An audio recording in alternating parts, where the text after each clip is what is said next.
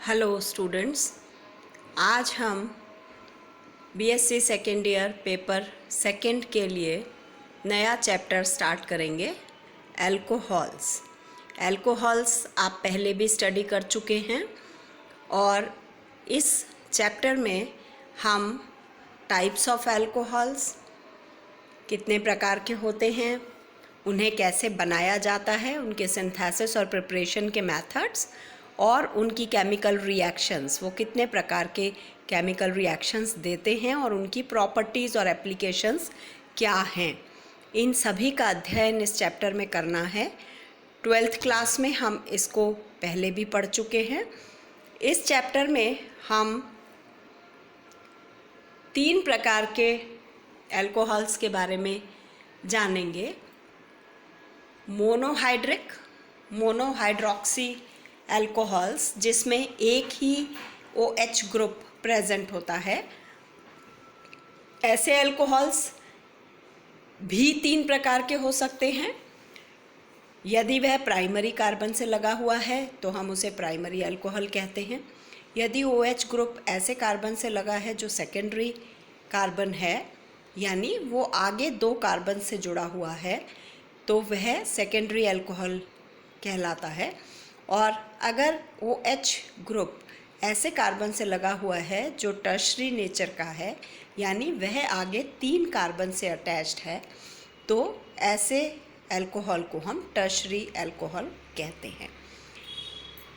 यदि अल्कोहल समूहों की संख्या एक ही मॉलिक्यूल में 2 होती है तो हम इसको डाईहाइड्रॉक्सी अल्कोहल्स की श्रेणी में रखते हैं। डाईहाइड्रॉक्सी अल्कोहल्स 2 ग्रुप प्रेजेंट होने के कारण अलग तरह से व्यवहार करते हैं और इनकी केमिकल रिएक्शंस अलग होती हैं। यदि हाइड्रॉक्सिल समूहों की संख्या मॉलिक्यूल में 3 हो तो ऐसे मॉलिक्यूल्स ट्राई हाइड्रॉक्सी अल्कोहल्स कहलाते हैं। एग्जाम्पल्स हम देख सकते हैं। डाईहाइड्रॉक्सी के लिए कॉमन एग्जाम्पल है ग्लाइकॉल। ग्लाइकॉल बहुत इम्पॉर्टेंट एक मॉलिक्यूल है जो बहुत तरह के सिंथेसिस में काम में आता है। और ट्राई हाइड्रॉक्सी अल्कोहल्स के लिए ग्लिसरॉल, जो एक महत्वपूर्ण मॉलिक्यूल है और यह भी बहुत तरह के सिंथेसिस में उत्पन्न होता है या काम में आता है। दोनों ही तरह से इन मॉलिक्यूल्स के एप्लीकेशंस बहुत अधिक हैं, इसलिए ग्लाइकॉल डाईहाइड्रॉक्सी अल्कोहल और glycerol try hydroxy alcohol, ethyl alcohol, methyl alcohol और इस तरह के जो प्राइमरी अल्कोहल्स हैं, सेकेंडरी अल्कोहल्स हैं, टर्शरी अल्कोहल्स हैं, ये सभी मॉलिक्यूल्स रिएक्टेंट के रूप में बहुत इम्पॉर्टेंट होते हैं, क्योंकि इनसे आगे बहुत तरह की रिएक्शंस होती हैं जो कीटोन्स, एल्डिहाइड्स, एसिड्स और कई तरह के व्युत्पन्नों को लेबोरेटरी में बनाने में काम में ली जाती हैं, उपयोगी होते हैं ये मॉलिक्यूल्स बहुत अधिक। दूसरी इनकी जो उपयोगिता है वो प्राइमरी अल्कोहल्स की, ये सॉल्वेंट की तरह से बिहेव करते हैं और बहुत सारे ऑर्गेनिक मॉलिक्यूल्स में हम इनको सॉल्युबल सॉल्वेंट की तरह से लेते हैं। यदि हमें पानी में कोई ऑर्गेनिक मॉलिक्यूल सॉल्युबल नहीं है तो फिर हम अल्कोहल और सेकेंडरी अल्कोहल्स और टर्शरी अल्कोहल्स में उनको उनकी सॉल्युबिलिटी के अनुसार आगे यूज़ में लाते हैं। और सिंथेसिस के दौरान जब हम प्रयोगशाला में कोई भी ऑर्गेनिक मॉलिक्यूल का सिंथेसिस करते हैं तो एज अ सॉल्वेंट अल्कोहल्स बहुत इम्पॉर्टेंट रोल प्ले करते हैं। इसलिए यह एक महत्वपूर्ण अणु है जिसकी अभिक्रियाओं को जानना और समझना और इसके सिंथेसिस को हमको समझना आना चाहिए। सिंथेसिस ऑफ अल्कोहल्स में हम प्राइमरी अल्कोहल्स के 8-9 प्रकार के सिंथेसिस के मेथड्स हैं। अलग अलग मॉलिक्यूल्स से ये सिंथेसाइज किए जा सकते हैं, रिडक्शन के द्वारा, ऑक्सीडेशन के द्वारा, हम सब्स्टिट्यूशन रिएक्शंस के द्वारा, एडिशन रिएक्शंस के द्वारा।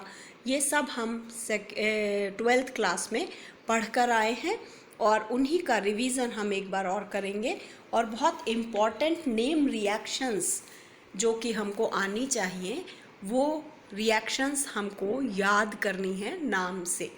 जैसे पहला जो एक रिडक्शन है, बोवर्ट ब्लैंक रिडक्शन, ये एक बहुत इम्पॉर्टेंट रिडक्शन है जिसमें हम सोडियम इथेनॉल या एन ब्यूटेनॉल की प्रेजेंस में हम अल्कोहल का सिंथेसिस करते हैं एस्टर्स के द्वारा। तो एस्टर्स का अगर हम रिडक्शन करते हैं तो हमें प्राप्त होता है एसिटल्डिहाइड और अल्कोहल। तो यह सोडियम की प्रेजेंस में किया हुआ एक रिडक्शन है जो कि बहुत महत्वपूर्ण है एस्टर से अल्कोहल्स को प्राप्त करने की विधि में।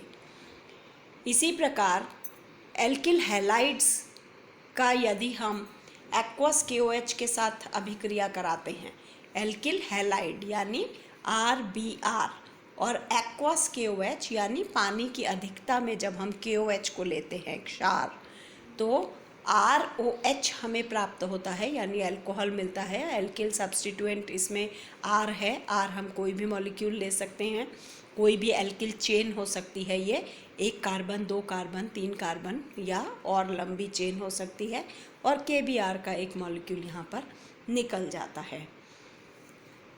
इस प्रकार से